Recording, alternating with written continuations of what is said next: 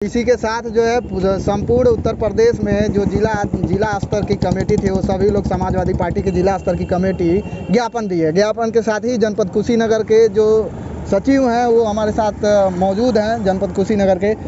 Sir क्या कहना चाहेंगे, ये सब देने का क्या मकसद है, जो ज्ञापन है उसका क्या मकसद है? पहले बहुत बहुत धन्यवाद आपको।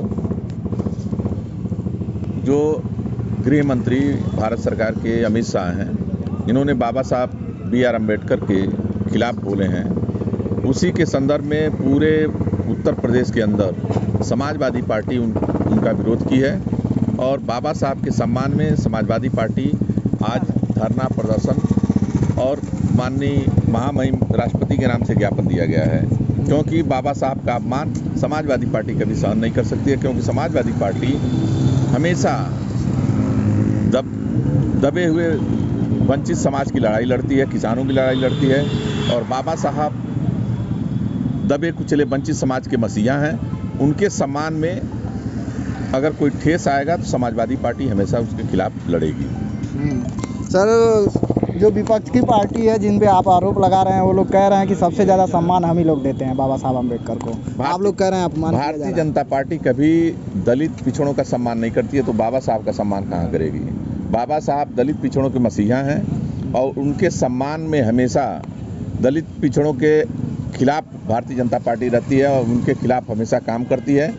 आज जो चुनाव हो रहा है उसमें देख लीजिए, दलित पिछड़ों को सबसे कम सीटें दी जाती है और ये लोग हमेशा पिछड़ों को दबाते हैं, दलितों को दबाते हैं और बाबा साहब के विचारधाराओं पे नहीं चलते हैं। ये RSS की विचारधारा पे चलते हैं और बाबा साहब की विचारधारा पे कुठाराघात करते हैं। इसलिए समाजवादी पार्टी इनके खिलाफ धरना प्रदर्शन की है।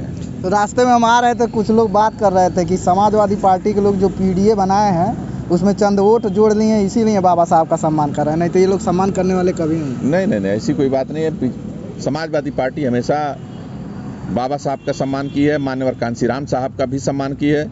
माननीय मुलायम सिंह यादव जो दिवंगत हो चुके हैं, हम लोग के राष्ट्रीय अध्यक्ष रहे हैं, एक बार उन्होंने मान्यवर कांशीराम साहब के साथ मिलकर और उस समय उत्तर प्रदेश के अंदर सत्ता पे काबिज हुए थे सपा बसपा के गठबंधन को बनाकर।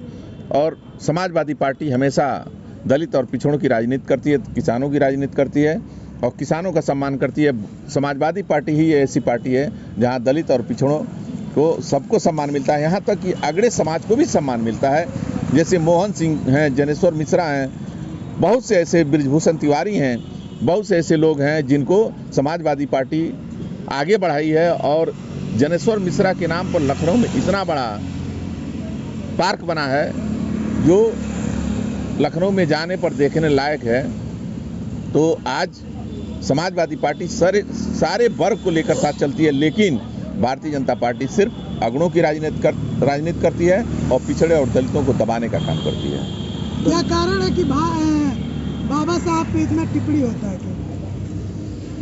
क्योंकि बाबा साहब ने दलित और पिछड़ों को हक दिलाया। आज उनका संविधान का देन है कि आज दलित और पिछड़े समाज में बोलते हैं, सर उठाकर चलते हैं। इसलिए ये भारतीय जनता पार्टी के मनुवादी विचारधारा के लोग बाबा साहब का हमेशा विरोध करते हैं। ऐसा कहना है कि वोट बैंक के लिए राजनीति की जा रही है सपा के द्वारा।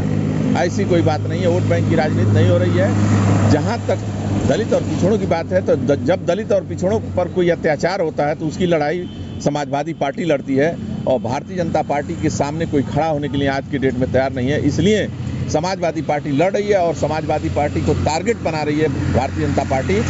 वो जानती है कि समाजवादी पार्टी के अलावा कोई लड़ने वाला नहीं है। अगर इसको हम दबा देंगे तो पूरे हिंदुस्तान पे हम काबिज रहेंगे, उत्तर प्रदेश, खासकर उत्तर प्रदेश में। और आज उत्तर प्रदेश का देन है माननीय राष्ट्रीय अध्यक्ष अखिलेश यादव के PDA के नारा के दम पर और मेहनत के दम पर हम लोगों ने भारतीय जनता पार्टी को बहुमत से रोक दिया।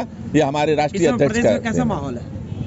इसमें प्रदेश में कैसा माहौल है? इसमें प्रदेश में एकदम अराजकता का माहौल है। आपके बगल में गोरखपुर में एक निषाद परिवार के व्यक्ति को दिन में बाहुबलियों के द्वारा मुख्यमंत्री के सजाती लोगों ने गोली मारा और उसका घर फूंक दिया, लेकिन उस पर कोई कार्रवाई नहीं हुआ। कार्रवाई तब हुआ जब समाजवादी पार्टी का प्रतिनिधिमंडल गया वहाँ पर इस मुद्दे को सदन से लेकर सड़क तक उठाएगा, तब जाकर उसके खिलाफ कार्रवाई हुई है। इस समय अराजकता का माहौल है और जंगल राज उत्तर प्रदेश में कायम है।